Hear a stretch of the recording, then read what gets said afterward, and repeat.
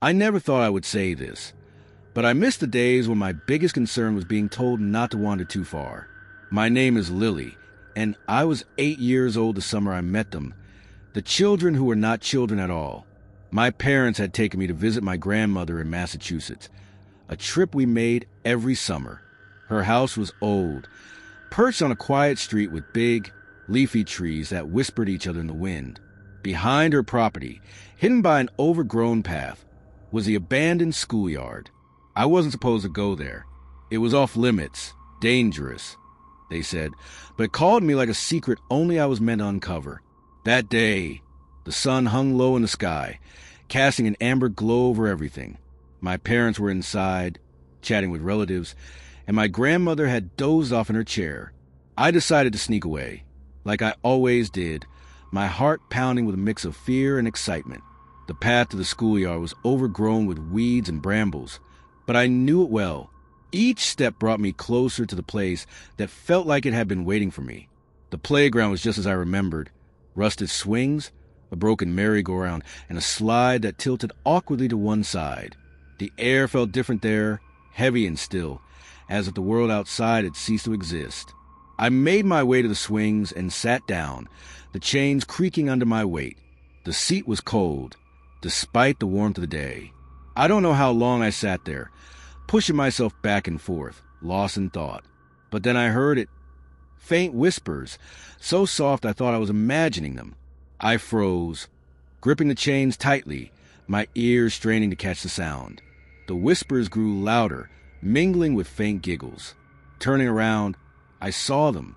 They were children, or at least they looked like children. Thin, pale figures dressed in clothes that seemed wrong, like they belonged to another time.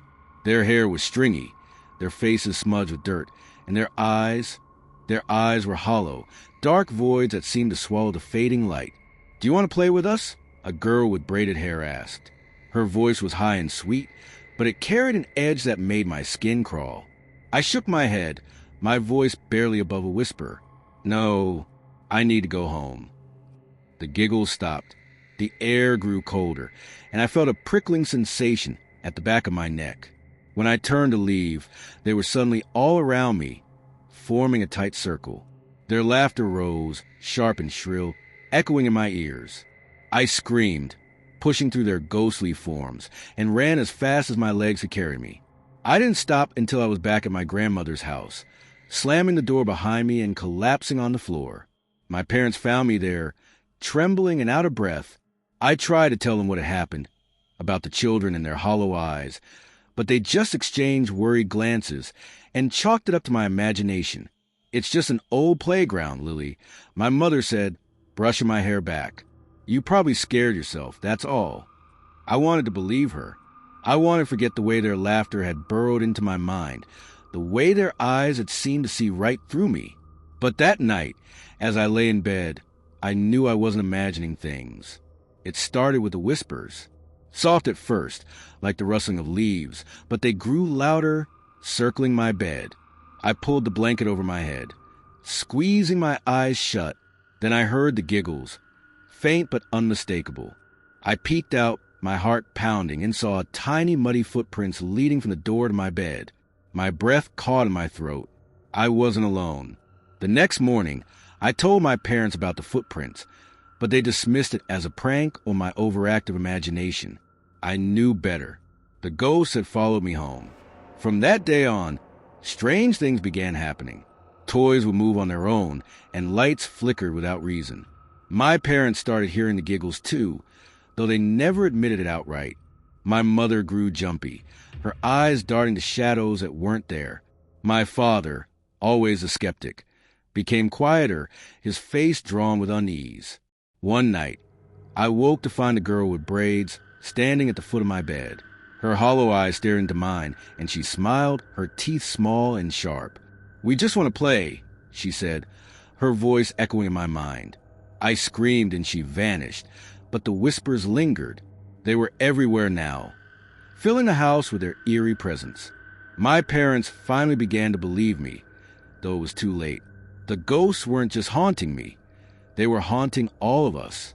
We moved away from my grandmother's house after that summer, leaving behind the whispers and the giggles. But the memories stayed with me, etched into my mind like scars. Even now, years later, I can still hear them sometimes, faint and distant, as if they're waiting for me to return. I've never gone back to that playground. I don't need to. They'll always be with me, a chilling reminder of the day I stepped into their world and brought a piece of home. We had heard whispers about the old carnival for years. Everyone in town knew about it. The faded posters still clinging to the walls of forgotten alleys, the rusting Ferris wheel visible through the tree line on the outskirts of town, and the tales of strange noises carried on the wind at night. It was an open secret, a place no one dared to visit except for the occasional thrill-seeking teenager or urban explorer. But that year, during the annual Urban Exploration Festival, the local council had opened the gates. Liability waivers were signed, and suddenly it became the main attraction. My wife, Lisa, thought it would be fun for the family to join in. Ethan, our 8-year-old, was less enthusiastic. "Do we have to?" he asked from the back seat as we drove toward the carnival grounds. His small voice was edged with unease. "It'll be an adventure," Lisa said, turning in her seat to smile at him. "And you love adventures." He didn't respond. I glanced at him in the rear-view mirror. His brown eyes were fixed on the window, watching the woods blur past, as though something out there might leap through the glass. The carnival grounds were exactly as I'd expected, eerie, dilapidated, and drenched in nostalgia that had long soured. Rust had claimed most of the rides, and the once bright paint peeled in long strips, revealing the corroded metal beneath. Weeds clawed through cracks in the pavement, and faded banners hung limply from poles that leaned as though exhausted. The air carried a faint, sickly sweet scent of rotting wood and mildew. "This is amazing," Lisa said, pulling out her camera. She was always looking for subjects for her photography blog, and this place was perfect for her Abandoned America series. Ethan stayed close to me as we walked, his small hand gripping mine tightly. He hadn't let go since we stepped through the gates. "I don't like it here, Dad," he whispered. "It's just old and a little creepy," I said, trying to sound reassuring.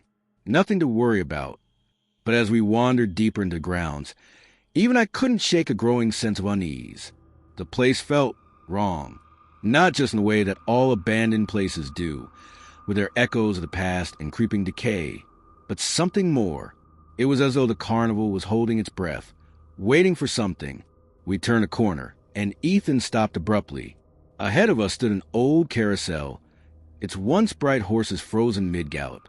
The paint had faded to muted tones, and their glassy eyes seemed to watch us as we approached. The whole structure leaned slightly to one side, its roof sagging and tattered. Ethan tugged on my hand, his grip tightening. "We should go," he said, his voice trembling. Lisa laughed lightly, already snapping photos. "It's just a carousel, honey. Look how beautiful it is, even now." Ethan shook his head, his eyes wide. "No, Mom. There are kids riding the horses, but they don't look happy." I frowned and crouched to his level. "What do you mean, buddy? There's no one there." He pointed, his hand trembling. "They're right there. Can't you see them?" Lisa and I exchanged a glance. "It's just your imagination," I said. "This place is spooky. It's easy to see things that aren't there." But Ethan wouldn't budge. His eyes stayed fixed on the carousel, his breathing quickening. Then faintly, I heard it too, the creak of rusted metal shifting, followed by the faintest trace of music. It was distorted, like a music box submerged underwater, but unmistakable. The carousel's melody. Lisa's smile faltered. "Did you hear that?" Before I could answer, Ethan let out a strangled cry. "They're looking at me," he screamed, yanking his hand free and running straight toward the carousel. "Ethan!" I shouted, sprinting after him. Lisa was right behind me. The carousel began to move. Slowly at first, the groan of its mechanism like the sound of something awakening after a long sleep. The horses rose and fell, their movements jerky and unnatural, as though fighting against the decay that bound them. Shadowy figures took shape on their backs, children with hollow eyes and expressionless faces. Their laughter echoed, high and cruel, blending with the distorted music. Ethan reached the edge of the carousel and collapsed, his hands covering his ears. "Make them stop," he sobbed. "Make them stop looking at me." Lisa and I reached him at the same time, but as we grabbed him, the carousel ground to a halt. The shadows vanished, leaving only empty horses swaying gently in place. The air was heavy with silence, broken only by Ethan's sobs. We carried him back to the car, his small body trembling in our arms. He didn't speak on the drive home, didn't respond to our questions. That night, he wouldn't sleep. He sat on his bed, clutching his knees to his chest, his eyes darting to every shadow in the room.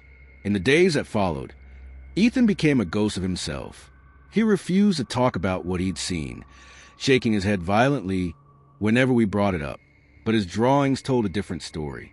Page after page of shadowy children, their hollow eyes fixed on a boy with a face twisted in terror. On the edges of the drawings were dark, swirling shapes that seemed to pull everything toward them. Lisa and I stopped asking. We burned the drawings one night after Ethan went to bed, hoping to banish whatever darkness had followed us home. But the guilt lingered.